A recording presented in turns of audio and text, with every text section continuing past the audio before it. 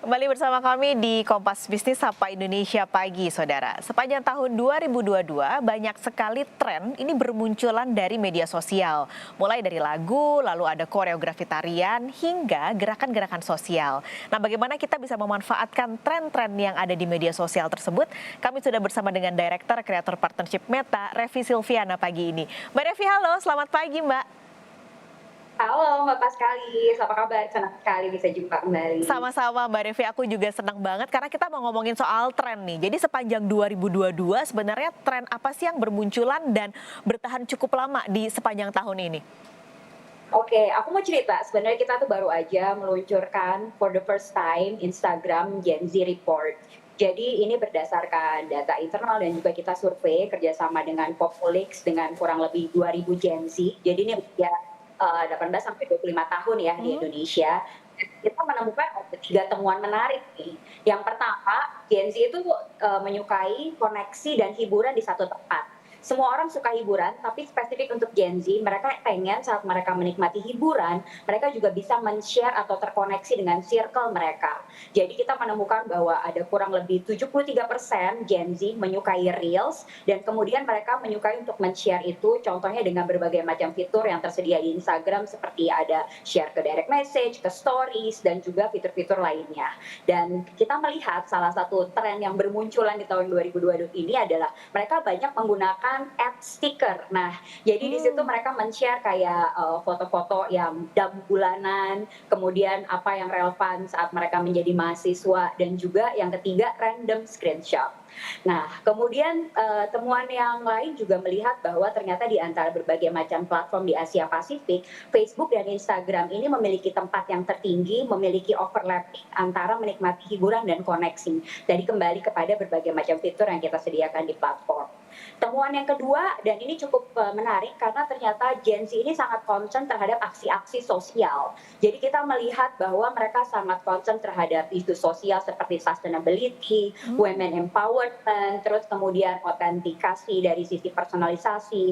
Nah, ini jadinya menarik kalau untuk para brand karena 46% dari Gen Z itu melakukan decision making itu berdasarkan bahwa apakah brand ini concern terhadap lingkungan dan Oke. juga sustainability.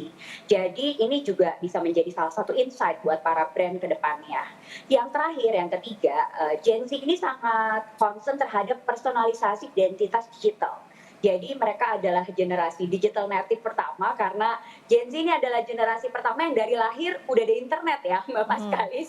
Jadi mereka sangat melek terhadap dunia digital dan mereka ternyata menyukai segala hal yang relatable terhadap experience digital seperti AR, VR, dan juga berbagai macam fitur Ah, metaverse lainnya. ini berarti bisa disimpulkan kalau tren-tren itu munculnya dari Gen Z, Mbak Reva?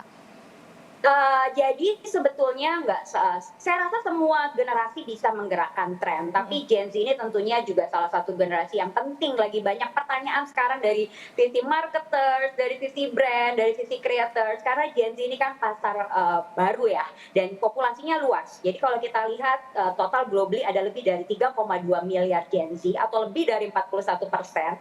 Indonesia sendiri juga banyak sekali karena ada 68 juta Gen Z di Indonesia berdasarkan data Kementerian Dalam Negeri terakhir. Nah, ini tentunya akan menjadi potensi luas untuk menjadi penggerak ekonomi ke depannya karena mereka juga tadi sudah melek internet, saat mereka lahir juga harga dari device sudah lebih terjangkau, kreator ekonomi bermunculan dan tentunya platform juga sedang berlomba-lomba dengan berbagai Hmm. macam fitur secara rapid diluncurkan. Jadi ini adalah pangsa pasar yang menarik, kita punya harapan besar untuk masa depan kita di Indonesia dan khususnya globally dari generasi Gen Z ke depannya. Oke, ini menarik banget karena, berarti tren yang juga tadi Mbak Revi sebut tuh, generasi Z nih yang biasanya mungkin kelihatannya hura-hura tapi ternyata enggak gitu, di bidang sosial pun mereka cukup tinggi tadi trennya. Iya, Tapi melihat betul. dari tren yang muncul yang sudah disurvei juga oleh, Instagram, Mbak Revi melihatnya ini biasanya munculnya dari sebuah lagu atau dari topik tertentu sih tren ini muncul? Iya, kita mungkin berpikir, oh Gen Z senangnya yang hiburan-hiburan aja gitu ya, makanya tadi relatable ke lagu gitu. Tapi sebetulnya tren itu bisa datang dari mana aja gitu. Jadi terutama yang pasti harus otentik, relevan dengan current issue gitu ya. Tapi memang kita nggak memungkiri bahwa menggunakan lagu-lagu yang tren juga bisa membantu. Tapi sebetulnya lebih kepada autentikasi dan juga relevansi. Hmm. Oke, otentik dan relevansi berarti itu yang harus jadi tips. Nah, ini tips lagi mungkin selain membuat kreator atau konten-konten yang otentik, yang relevan tadi, ada tips lain nggak sih Mbak Revi supaya ini orang-orang semakin banyak yang bisa membuat tren-tren baru di media sosial?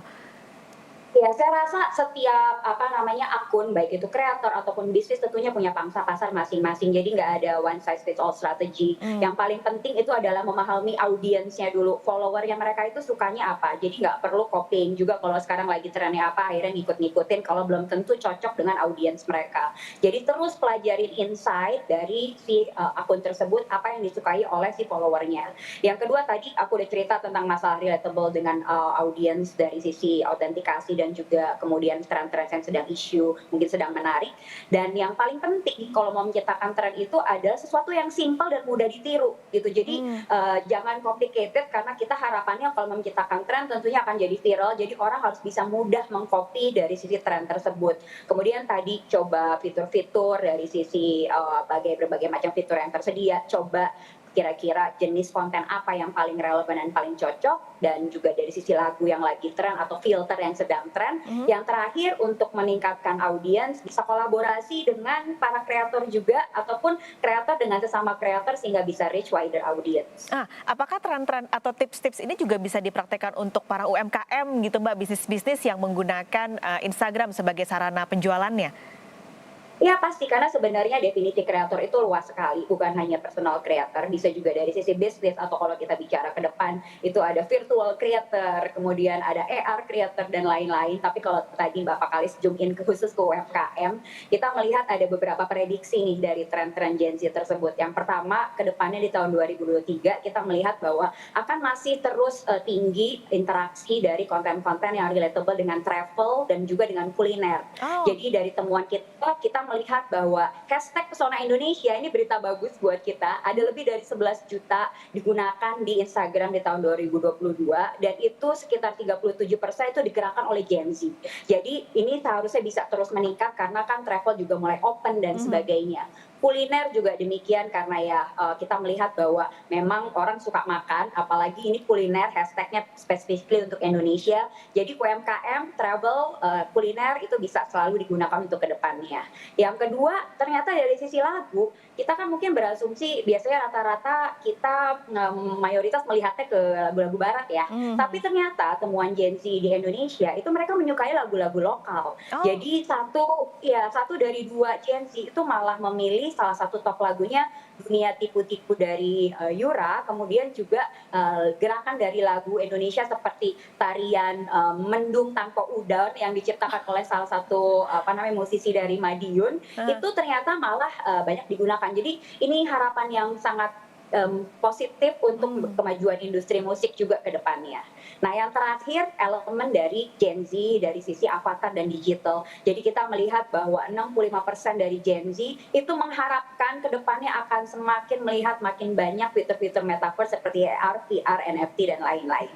Nah, ini harusnya bisa diterapkan oleh semua bisnis terutama UMKM untuk bisa menggarap dan meningkatkan bisnis audiens mereka. Oke, ini banyak sekali tipsnya, tentunya harapannya bisa dipakai. Tadi Mbak Revi juga cerita di tahun 2023 supaya bisnisnya juga makin banyak, makin bagus begitu dengan menggunakan media sosial tadi.